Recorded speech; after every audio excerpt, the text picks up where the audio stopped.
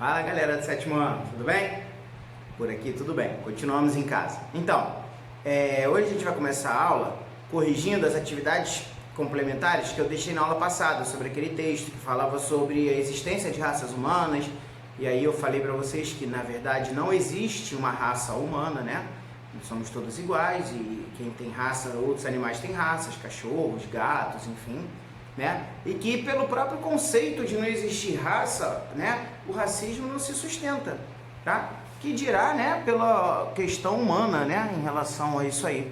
Então, eu deixei para vocês duas questõezinhas rápidas de fazer, uma é uma resposta, né, mesmo, outra resposta pessoal. Então vamos ver essas questões aí rapidinho, para a gente começar a falar na classificação dos seres vivos. Então vamos lá, ó. Na página 65, diz assim: de acordo com o texto, número 1, né, desculpa. De acordo com o texto, a evidência científica de que não existem raças biológicas nos seres vivos, nos seres humanos, é suficiente para promover o fim do racismo? Não, né, gente? Infelizmente, mesmo as pessoas racistas, sabendo que não existem raças humanas, elas não vão mudar essa prática só por não saber, só por saber que não existe raça, né? A questão é muito maior, né? Acaba se tornando uma questão muito perversa de cultura, né? Uma cultura muito antiga, como nós falamos nas aulas passadas, né? Da escravidão e tudo mais. Então é uma coisa que a gente precisa combater realmente com educação, com informação, né? E prestar sempre muita atenção. Não adianta a gente muitas vezes tentar combater uma atitude errada, né? De forma agressiva ou violenta. A gente precisa formar e informar as pessoas para que elas, né, para quem tem essas atitudes racistas, parem de ter essas atitudes. Então a resposta ficaria não, né? Pois o racismo é uma prática muito antiga, tá? Bom, número 2. Vocês já presenciaram situações de preconceito racial? Aí é uma resposta pessoal, né? Vocês pensem se vocês já presenciaram, como que vocês reagiram a essa situação, né? Lembrando sempre, né, gente, cuidado com atitudes extremas, porque, professor, mas a pessoa cometeu um ato de racismo e a gente não concorda. Claro que a gente não concorda, né? Claro que é absurdo, mas a forma, muitas vezes, como você vai interpelar uma pessoa, né, como você vai se colocar, uma pessoa que teve um ato de racismo, ela também você tem que saber como chegar. Porque se você chega com ignorância, falta de educação ou de forma violenta, você vai ter uma resposta também mais violenta ainda, isso só vai gerar um atrito e não uma solução. Então a gente precisa buscar soluções racionais, informação, educação, né? Formas de abordagem correta com essas pessoas que cometem o racismo e, né, garantir as leis que protejam as pessoas vítimas de racismo, tá? A gente sabe que as leis existem, a gente precisa fazer cada vez mais que elas sejam cumpridas para que essa prática, né, seja abandonada de uma vez por todas da humanidade. Isso não cabe realmente, né, mais na humanidade como nunca cabeu, é uma grande covardia. Então agora a gente vai começar na próxima na unidade 3, né? Vamos falar sobre a classificação dos seres vivos. Então, gente, vocês vez ou outra vão pegar aí um livro de biologia, de ciências, uma revista, um site ou um canal de YouTube e vocês vão reparar que os animais, as plantas, as bactérias, os fungos, eles têm nomes muito estranhos também, né? Você fala assim, professor, para que esse nome estranho? Eu não vou aprender esse nome. Então, gente, a questão é a seguinte: é importante que cada ser vivo tenha um nome científico para que eles sejam chamados pelo mesmo nome em todos os lugares do planeta, né? Para que, se houver uma reunião científica, tá? Vamos dar um exemplo aqui. Descobriram um remédio feito a partir, sei lá, da mosca. Um exemplo louco, tá, gente? Que me veio à mente, qualquer exemplo, né? Ou então descobriram alguma característica aí, uma doença transmitida pela mosca. Mas qual mosca? Tem vários tipos de mosca, né? Então, se essa mosca tem um nome único no planeta, esse nome único vai servir para que todos entendam de qual mosca está se falando. E até porque o próprio nome genérico mosca, né, em outro país vai ter um outro nome, nos Estados Unidos vai ter um nome, na Alemanha vai ter um nome, na Holanda vai ter outro nome, no Japão, na África, na China, enfim, né? Quantos nomes de acordo com a língua, né, com a regionalidade.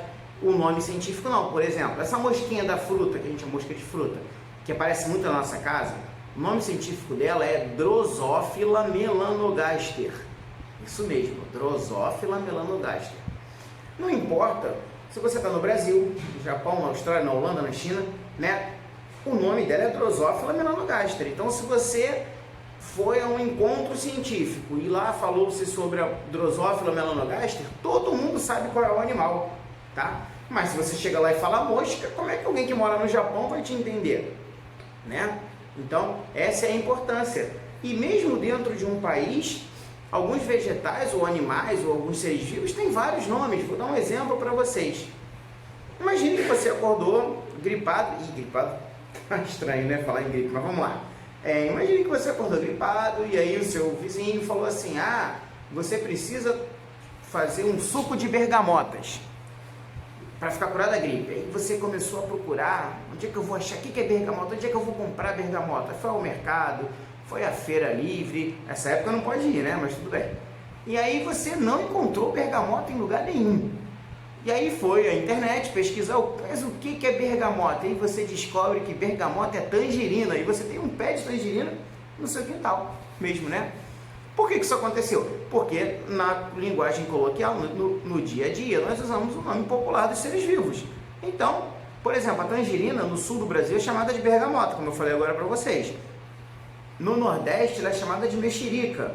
Em alguns lugares ela é chamada de pocã.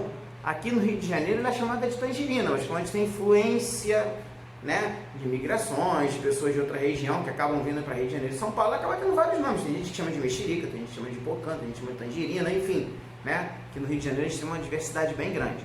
Outro exemplo, vamos lá, a aipim. Todo mundo aí conhece a aipim, não conhece?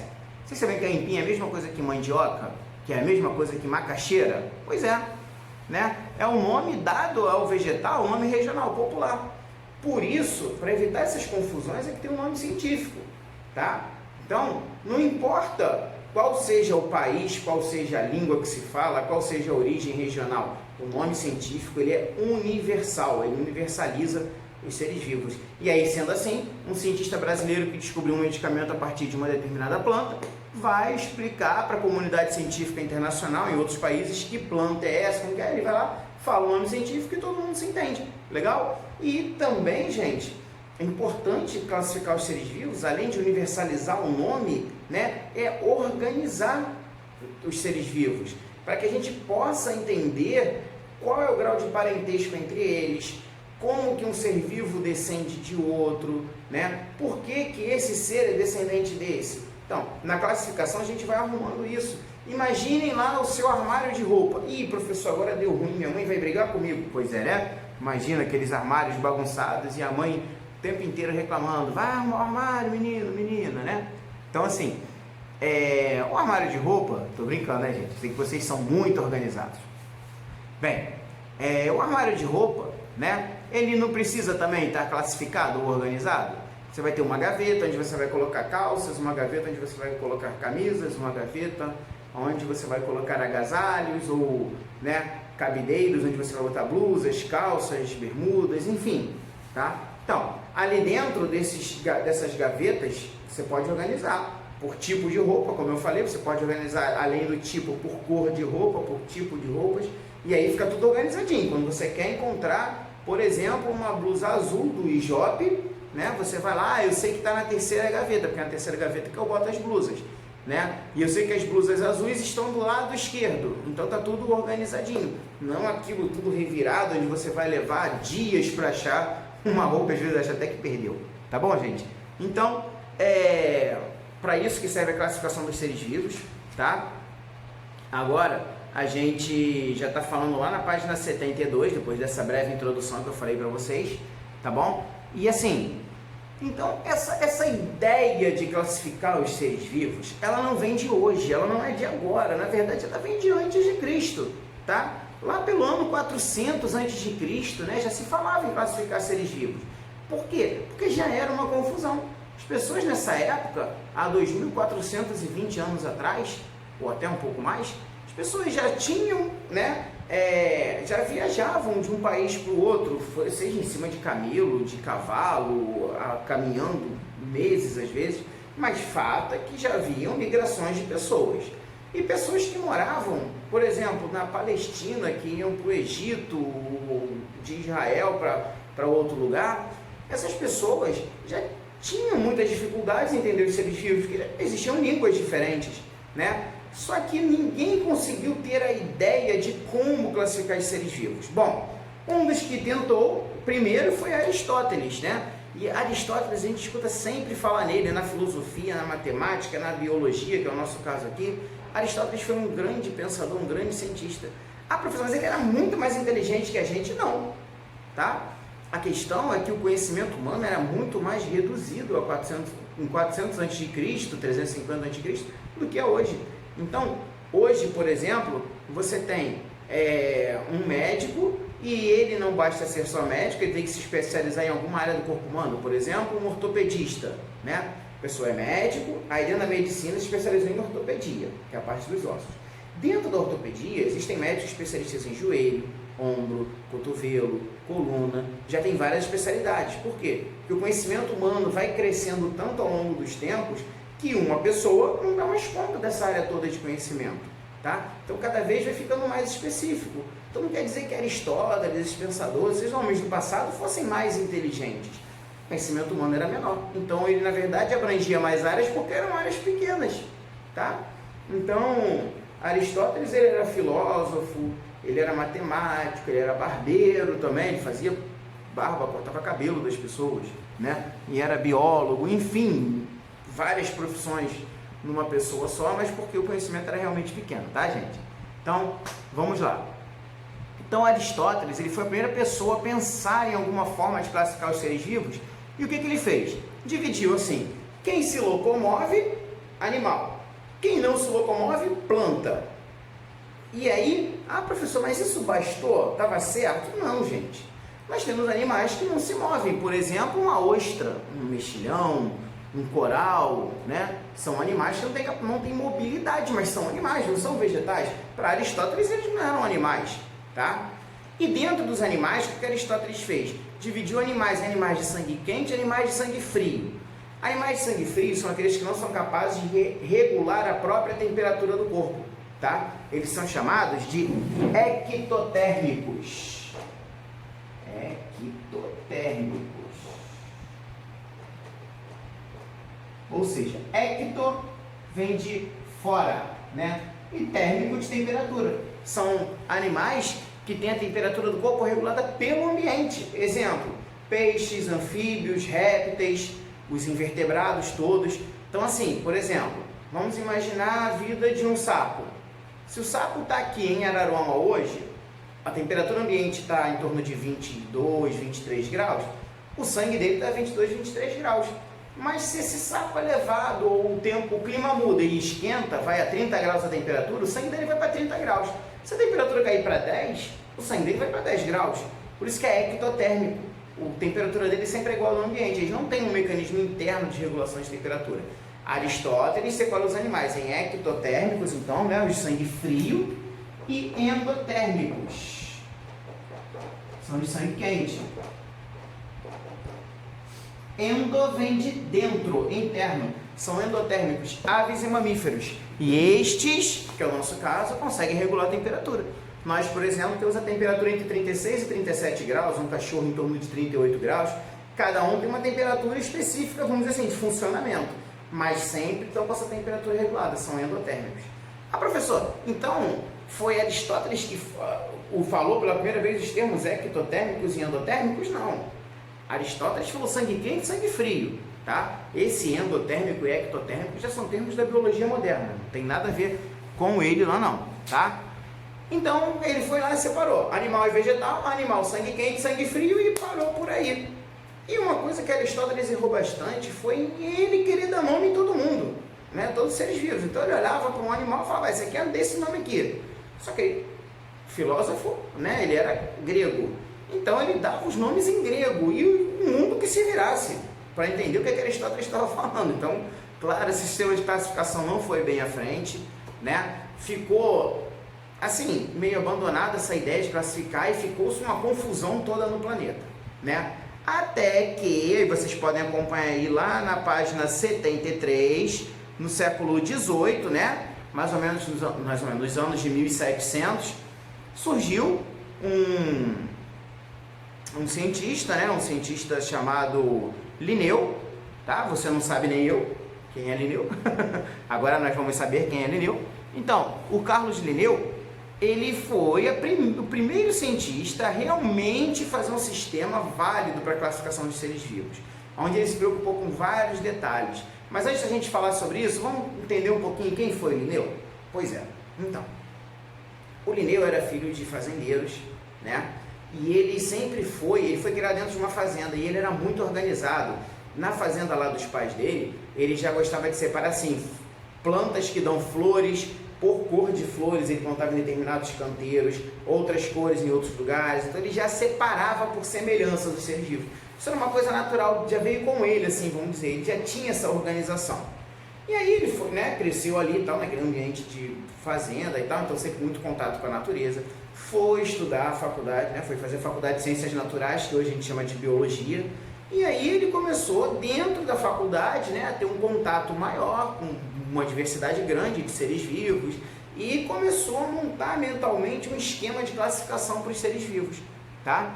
E hoje, né, todo esse esquema de classificação que eu vou ensinar para vocês na verdade, a conclusão dos trabalhos de Linneu, é a organização para nome de seres vivos que foi proposta por Linneu lá no século XVIII.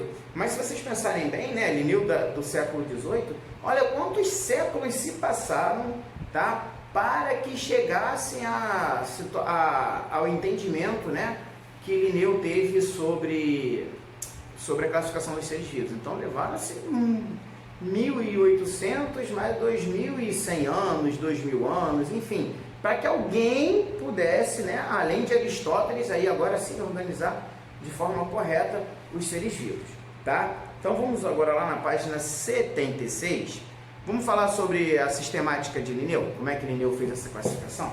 Deixa só o professor apagar aqui rapidinho, eu vou explicar isso para vocês. Então, gente, olha só, Linneu, ele classificou os seres vivos no que ele chamou de 7 categorias taxonômicas, né? Ele pegou 7, como é que eu posso, para vocês ficarem mais fácil, ele pegou 7 critérios, né? E foi agrupando os seres vivos de forma que ele pegasse assim, colocasse no maior critério seres vivos com poucas semelhanças, até chegar a ser um critério que eles são tão semelhantes, que são iguais, idênticos, né? Então, o primeiro critério que ele usou, né, a primeira coisa que ele usou foi o que nós chamamos de reino. Então, ele criou essas categorias aqui, ó. Reino, ele criou o filo, ele criou a classe, ordem, o gênero,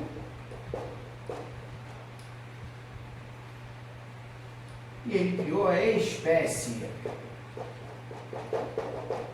Então, ó, reino, filo, classe e ordem. O professor esqueceu aqui. Reino, filo, classe e ordem. Família. Gênero. E a espécie. Ah, professor, eu preciso lembrar essas 7 categorias criadas pelo Linneu? Pois é, gente, precisam sim, tá? Professor, mas é muita coisa. Reino, filo, classe, ordem, família, gênero, espécie na ordem. Mas é fácil. Vou ensinar uma frasezinha para vocês que vocês não vão esquecer, ó. Fica assim, ó. Reficofage. Lembrem sempre dessa palavra, ó. Reficofage. Estão vendo aqui? Por que isso? Olha só. Re de reino, FI de filo, né? Re de reino, FI de filo, C de classe, O de ordem, Fá de família, G de gênero, E de espécie. Reficofage, e vocês não esquecem mais. Reino, filo, classe, ordem, família, gênero, espécie. Professor, mas o que quer dizer cada uma dessas categorias? É o que a gente vai falar agora. Então, aí na página 74, tem do lado direito, né? Essa classificação biológica da mais abrangente para mais específica, tá? Começa em amarelo e vai mudando as cores. São as mesmas que eu botei aqui para vocês, vocês vão acompanhando. Gente, olha só.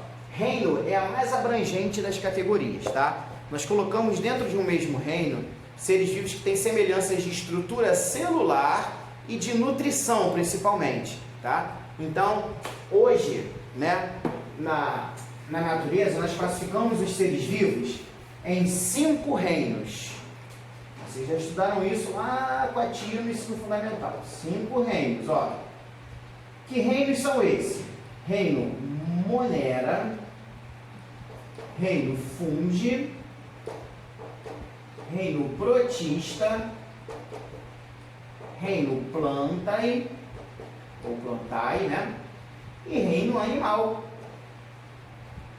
Então, ó, Monera, Fungi, Protista, Planta e Animal. Quais são as características desses reinos? Ó, Monera são seres que têm células mais simples, chamadas de procariontes, tá? Então, qualquer ser vivo procarionte é um Monera. Quem são os Moneras? As bactérias e as algas azuis. Fungi, né? São seres que têm células eucariontes, é uma célula mais complexa. São seres que têm nutrição que não é própria, eles não conseguem fabricar o próprio alimento, chamados de heterótrofos. E aí, exemplos de fungos, nós temos cogumelos, mofos, bolores e leveduras. Protistas, né? São eucariontes também, mas não têm parede celular. Alguns podem fazer fotossíntese, outros não. Plantae, né? São todos eucariontes, fazem fotossíntese, têm célula com parede celular. E animal são todos eucariontes, pluricelulares e que não produzem o próprio alimento, tá? Então hoje existem 5 reinos onde classificam os seres vivos. E aí, fica uma pergunta aí já para a próxima semana. Comecem a pensar, que é o nosso próximo assunto. Olha só, aqui eu tenho bactérias e algas azuis, no Monera. Nos fungos, cogumelos, mofos, bolores e leveduras. Protistas eu tenho as algas, tenho as amebas, os protozoários. Nas plantas, obviamente, plantas. E nos animais, animais. Em qual desses reinos estão os vírus? Né? Então, fica aí uma pergunta. Pesquisem sobre isso, que na próxima aula nós vamos falar sobre os vírus. Eu quero saber em qual desses reinos aqui os vírus estão, ou se é que eles estão em um desses reinos. E por quê? Fica aí, tá bom, gente? Então, vamos lá. Então, na categoria de membros, gente, vamos imaginar aqui o reino animal, que é o nosso, tá? Então, quando eu digo que um ser é do reino animal, eu já estou dizendo que ele é eucarionte, tem células mais complexas, né? Já excluí aqui os moneras, bactérias e algas azuis, que são procariontes. Só eles são procariontes. Procariontes. Tá? Ó, moneras são procariontes. Só eles são. Se alguém fala assim, uma célula procarionte, é um monera, tá? Bom, então eu já falei que eles são eucariontes, que eles são pluricelulares, que eles não produzem o próprio alimento. Mas entre essas características, né, tem muitos seres vivos. Vamos imaginar alguns animais. Ó, o coral é um animal, água-viva é animal, baleia, sapo, ser humano, papagaio, periquito, cachorro, peixe, lontra e por aí vai. Olha, gente, quantas diferenças dentro disso que a gente chama de reino. Então, adiantava o Linneu chegar e falar assim, não, porque os seres vivos são classificados em reinos. E aí? Ia ficar muita coisa perdida, eu não ia organizar. É como se eu falasse assim, o meu armário é organizado em gavetas. E aí? Mas o que vai dentro de cada gaveta?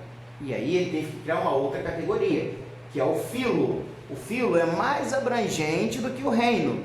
Então, por exemplo, eu vou botar aqui a nossa classificação, tá, gente, do ser humano.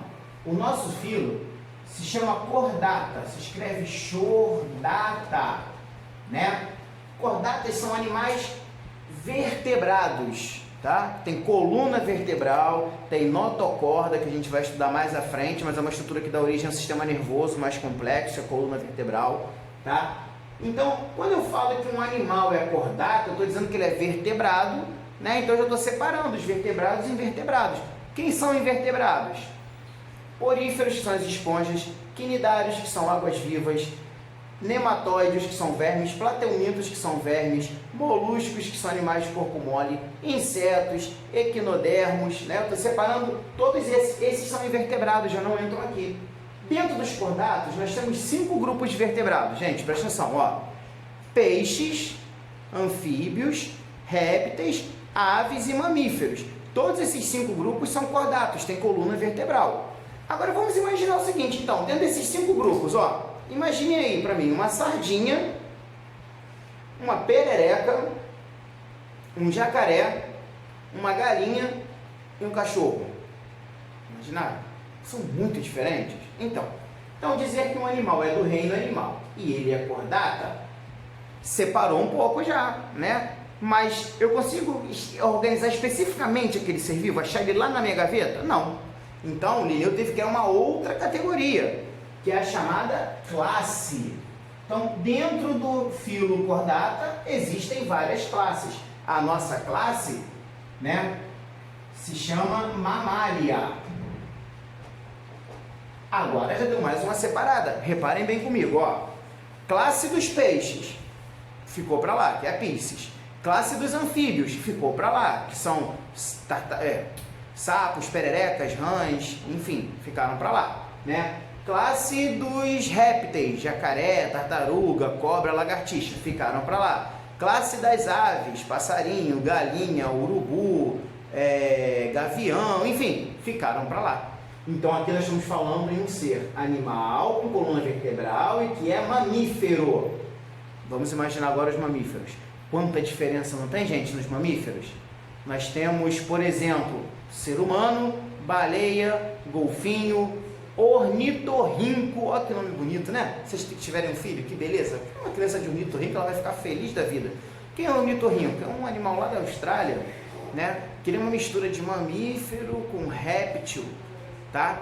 E ave. Ele tem características de todos eles, mas como ele tem glândula mamária, ele é classificado dentro dos mamíferos. Ele é um animal bem estranho. Pesquisem na internet, o ornitorrinco, quem não conhece. Bem, então dentro dos mamíferos não tem muita diferença ainda. Um ornitorrinco, uma baleia, um ser humano, um golfinho, um cachorro e um morcego. Então, por isso, o Linneu teve que criar mais uma categoria, que é a ordem. No nosso caso, nós somos da ordem dos primatas, tá? Professor, existem muitas ordens dentro dos animais mamíferos, muitas. Probicídeos, por exemplo, são os elefantes, né?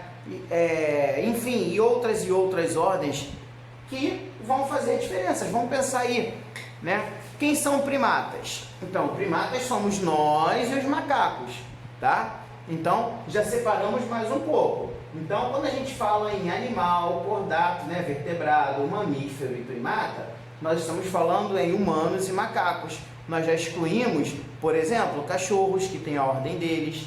Nós já excluímos gatos, que tem a ordem deles. Nós já excluímos cavalos, excluímos os bois, excluímos golfinhos. Enfim, já excluímos um monte. Mas entre homens e macacos ainda existem muitas diferenças. Não se esqueçam da nossa última aula, onde eu falei para vocês que nós, os macacos, somos parentes, mas nós não viemos uns dos outros. Nós tivemos ancestrais em comum lá, os símios do Velho Mundo, e a partir deles houve evolução, né, até chegar na gente, tá? Mas não foi assim, o símio virou macaco que virou ser humano, não. Os símios deram origem a dois grupos evolutivos. Um deu origem aos macacos, outro deu origem aos hominídeos, tá? Então nós somos no máximo primos muito distantes, né? Por exemplo, você e seu primo ou sua prima têm o mesmo pai e a mesma mãe? Não, vocês têm o mesmo avô, ou a mesma avó, né? Então, aí vocês têm o quê? Um parentesco distante, mas vocês não vieram da mesma pessoa, né? A mesma coisa é homens e macacos. Homens e macacos vieram do mesmo ancestral, mas um não veio do outro. Nunca se esqueçam disso. E nunca se esqueçam, a ciência nunca falou que homem veio do macaco, tá? Isso foi colocado por conhecimento popular, a gente não sabe se de forma maldosa ou não, né? As fake news do passado, e justamente para desacreditar a ciência, para ridicularizar a ciência, mas isso nunca foi dito pela ciência. Vamos lá. Então, gente, dentro da ordem, né, ainda tem muita diferença. Então, homens e macacos são muito diferentes.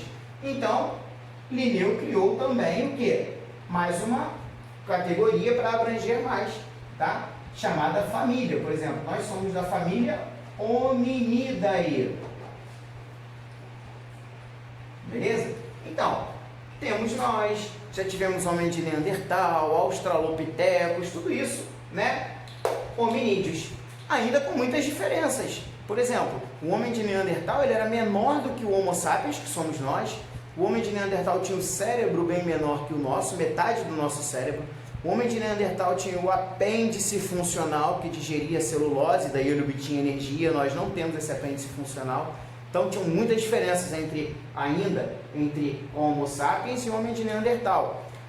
nós somos descendentes direto dos Neandertais. Através dos Neandertais surgiram os Homo sapiens, mas tá, não somos a mesma coisa porque nós somos a evolução dos Neandertais. Já expliquei para vocês lá atrás que eles deixaram de existir, em guerras nós acabamos matando os Neandertais, todos que tinham aí na Terra, tá? Há mais ou menos coisa aí de 90 a 130 mil anos atrás nós dizimamos os Neandertais da Terra, mas nós éramos da mesma família, Hominidae, tá? Então dentro dessa família Hominidae tinham diferenças, e aí por isso tem que ter uma outra categoria, que é o gênero. Nosso gênero é o gênero Homo. Tá? E a nossa espécie? Nossa espécie é a Sapiens.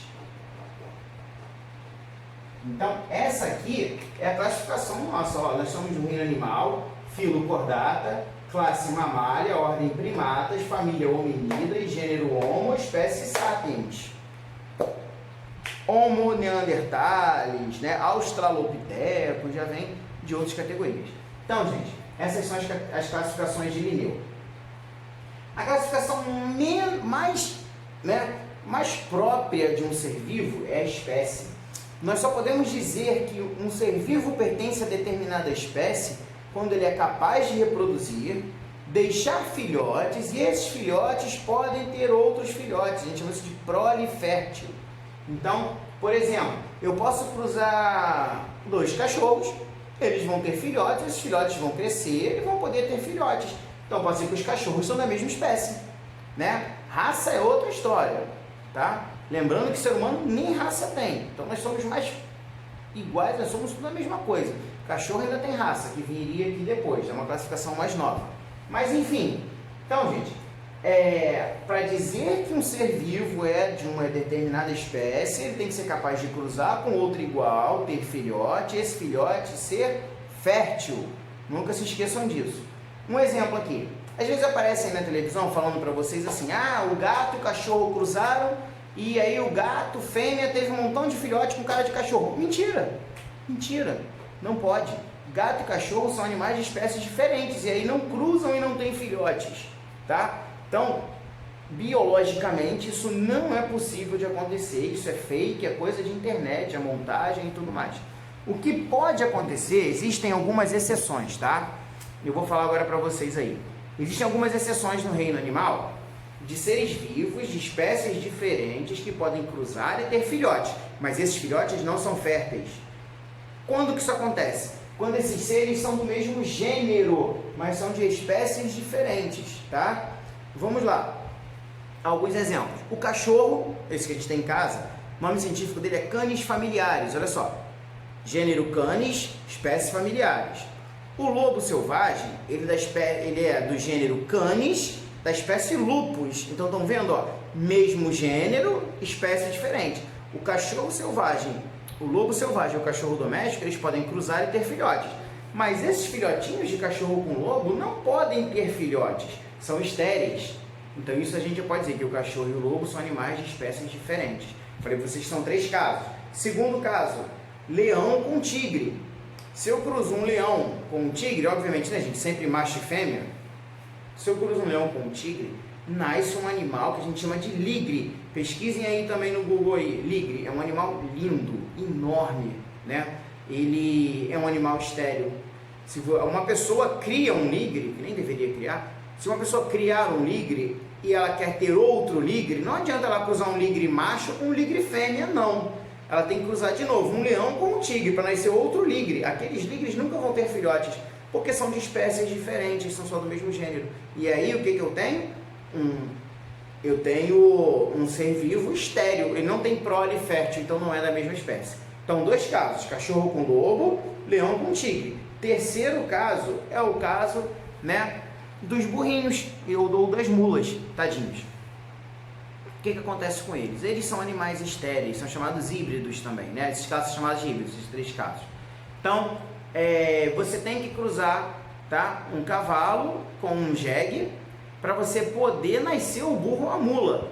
Se você tem um burro ou uma mula, você não pode reproduzir. Se você botar ele para reproduzir, não vai ter filhote, porque ele é originário de dois animais de espécies diferentes, só do mesmo gênero, tá? Então nós só temos esses 3 casos. No reino vegetal, aí não, tem bastante mistura de gêneros, tá? Por exemplo, existe uma planta aí muito comum no jardim chamada hibiscus híbridos, olha o nome, híbridos, né? Que é mistura de outros 2 tipos. No reino vegetal isso é mais possível, mas aqui no reino animal, não. Animais de espécies diferentes não podem ter filhotes férteis. Ah, professor, pode cruzar? Só se for do mesmo gênero. Se não for, nem cruzar pode. Então você não vai ver um cavalo cruzando com uma vaca, por exemplo, num pasto. Você não vai ver um cachorro cruzar com um gato. Você não vai ver, sei lá, um macaco com tatu. Não existe isso, tá? Então fiquem tranquilos que se aparecer na internet não é verdade. Então, gente, por hoje é essa a nossa aula. A partir da semana que vem, na semana que vem eu vou falar com vocês sobre como se dá o nome aos seres vivos, tá? Fiquem tranquilos que é uma coisa, não é difícil, é tranquilo entendimento. Então, só revisando alguns pontos, tá? Linneu foi o pai da taxonomia, que é a ciência que classifica os seres vivos, né? Linneu é do século XVIII. Linneu criou 7 categorias taxonômicas: reino, filo, classe, ordem, família, gênero e espécie, ó. Reficofage. Essas categorias pegam, né, seres de maior abrangência até ficar tão idêntico que pode cruzar e ter filhote fértil. Então, reino, você tem 5 reinos: monera, funde, protista, planta e animal. Aí depois cada reino tem seus filos, cada filo tem suas classes, cada classe suas ordens, cada ordem suas famílias, cada família seus gêneros e cada gênero suas espécies, tá? E aí a espécie é o mais, como o nome já diz, é o mais específico, né? É o que diferencia totalmente, e é justamente o nome da espécie que a gente vai usar para se comunicar. Lembra quando eu falei lá no início da aula para vocês que a mosca se chama Drosophila melanogaster? Então, é a espécie dela, tá? Então uma Drosophila melanogaster só pode ter filhote com outra Drosophila melanogaster, tá? Então é isso, fiquem com Deus, se cuidem, até a próxima aula, um grande beijo.